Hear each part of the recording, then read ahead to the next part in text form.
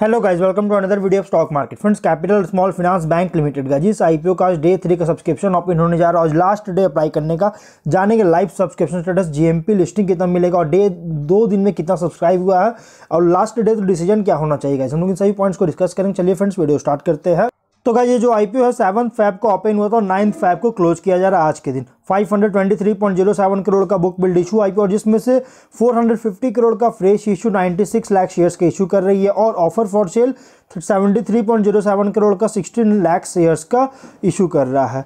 अगर हम बात करेंगे अलॉटमेंट डेट का, तो 12 फैब का डेट रखा गया। बीएसई एनएसई दोनों में लिस्टेड होगा। 14 फैब का डेट रखा गया है और 445 टू 468 रुपीज़ पर शेयर की प्राइस बैंड, 32 शेयर्स की लॉट साइज।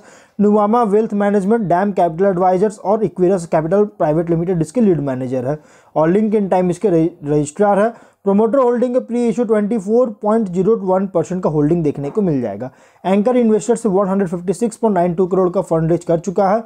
वहीं अगर हम इसके सब्सक्रिप्शन की बात करेंगे तो कंपनी में सब्सक्रिप्शन हुआ QIB से 1.1 टाइम का फुल्ली सब्सक्राइब है। रिटेल भी यहाँ पे HNI 1.08 टाइम्स का फुल्ली सब्सक्रिप्शन, रिटेल 1.41 टाइम्स का फुल्ली सब्सक्रिप्शन, टोटल 1.25 टाइम्स का। मतलब कि गाइस, कंपनी में अभी तक फुल्ली सब्सक्राइब सभी कैटेगरी से फुल्ली सब्सक्रिप्शन, कोई ओवर सब्सक्रिप्शन नहीं हुआ है गाइस इस आईपीओ में। जीएमपी की बात करें तो 37 रुपीज़ का चल रहा है, जिसके अकॉर्डिंग 8% की एक एवरेज लिस्टिंग मिल रही है। कोई बहुत अच्छी नहीं, बल्कि एक एवरेज लिस्टिंग मिल रही है। बिजनेस की बात करें 1999 में इनकॉर्पोरेट किया गया था, जो कि एक स्मॉल फिनांस बैंक है और 2015 में ये first non NBFC micro finance entity बना था, जो SFB मतलब small finance bank licence receive किया था। इसके बाद बहुत सारे बैंक आए, बहुत सारे ऐसे स्मॉल फिनांस बैंक कंपनीज है जो कि स्मॉल फिनांस बैंक बना, लेकिन फर्स्ट यही कंपनी को लाइसेंस मिला था। और कंपनी का स्ट्रॉन्ग प्रेजेंस है सेमी अर्बन और रूरल एरियाज में ब्रांच बेस्ड ऑपरेटिंग मॉडल के थ्रू।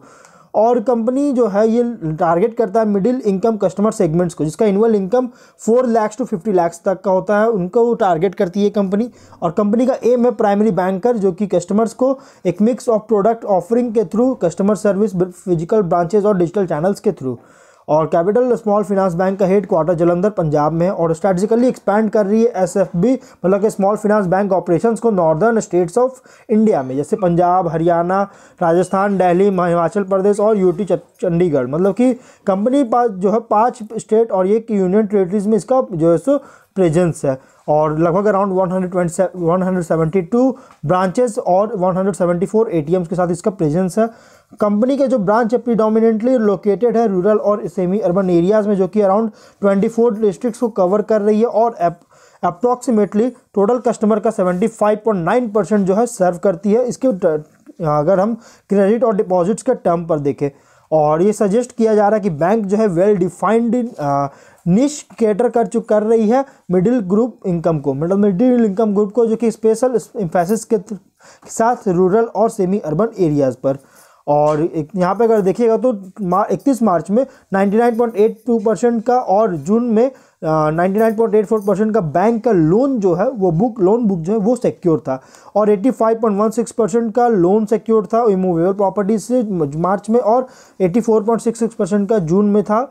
और एवरेज टिकट साइज बात करें कैपिटल स्मॉल फाइनेंस बैंक का, तो agriculture, MSME, trading, mortgage lending products में 1.23 मिलियन का, 1.82 मिलियन का, 1.16 मिलियन का जो है सो लास्ट यहाँ पे एवरेज टिकट साइज है इन तीनों की। और 31 जून के अकॉर्डिंग कंपनी के पास अराउंड 1827 एम्प्लॉयज अभी इस ऑर्गेनाइजेशन में काम कर रही है। फिनेंशियल की बात करेंगे तो 21 में 557 करोड़ का रेवेन्यू, 40.7 करोड़ का प्रॉफिट, 22 में 632 करोड़ का रेवेन्यू, 62.5 करोड़ का प्रॉफिट, 23 में 725 करोड़ का रेवेन्यू, 93.6 करोड़ का प्रॉफिट, फर्स्ट हाफ 24 में 415 करोड़ का रेवेन्यू, 54 करोड़ का प्रॉफिट है।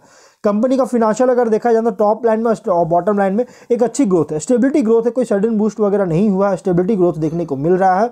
और कुछ रिस्की पॉइंट्स की बात करें तो गाइज कंपनी में अगर देखा जाए तो इसमें गाइज कुछ रिस्की पॉइंट्स भी, तो रिस्की पॉइंट्स क्या है कि बिजनेस जो है कॉन्सेंट्रेटेड है नॉर्दर्न इंडिया में और अराउंड टोटल ब्रांचेस का 87% सिर्फ और सिर्फ पंजाब में है। और इसलिए नॉर्दर्न इंडिया की अगर इकोनॉमी में कोई चेंजेस वगैरह आता है गाइज, तो उसकी वजह से इसके बिजनेस को बहुत बुरी तरह से अफेक्ट कर सकता है। और कंपनी भी जो स्ट्रिक्ट रेगुलेटरी रिक्वायरमेंट्स का नीड होता है, प्रूडेंशियल नॉर्म्स को फॉलो करना पड़ता है और अगर ये कॉम्प्लाई करने में मतलब अनेबल होता है ऐसे रूल्स वगैरह को, तो इसकी वजह से भी इसका बिजनेस को इम्पैक्ट कर सकता है। प्लस कुछ प्रूडेंशियल नॉर्म्स को भी जो सो कंपनी पे थोड़ा सा रिस्क हो सकता है, अगर इसको कॉम्प्लाई करने में प्रॉब्लम आती है, नहीं कर पाती है तो प्रॉब्लम कर सकता है। वहीं अगर हम ऑब्जेक्टिव की बात करें तो कंपनी बैंक के टियर 1 कैपिटल बेस का ऑगमेंट करके बैंक की फ्यूचर कैपिटल रिक्वायरमेंट को मीट करना चाहती है, और स्टॉक एक्सचेंज पर इक्विटी शेयर्स की लिस्टिंग होने से जो बेनिफिट मिलता है उसको अचीव करना चाहती है। ओवरऑल कंपनी जो है north region centric financial service provider है, और अभी का आने वाले टाइम में अपने ब्रांच नेटवर्क को एक्सपैंड के थ्रू के साथ अपने प्रेजेंस को भी पैन इंडिया प्रेजेंस करने की तैयारी में है। और इसलिए अगर आप इसको टॉप एंड बॉटम लाइन्स की देखें तो गाइज एक अच्छी स्टडी ग्रोथ देखने को मिला है, लेकिन कंपनी का प्राइस बैंड थोड़ा सा ज़्यादा रखा गया परफॉर्मेंस के अकॉर्डिंग। लेकिन अगर आप इसको लॉन्ग टर्म के लिए इन्वेस्टमेंट करने का सोच रहे तो ही आप इसमें अप्लाई कीजिए। Medium term short term listing के लिए अप्लाई करने की सोच रहे तो मैं कहूँगा आप इससे दूर रहिए, लेकिन लॉन्ग टर्म में आप इसमें अप्लाई कर सकते हैं। तो हम लोग वीडियो कहीं पेरेंट करते हैं। अगर कोई डाउट कमेंट बॉक्स में पूछे, मिलते हैं नेक्स्ट वीडियो में। Till then bye bye.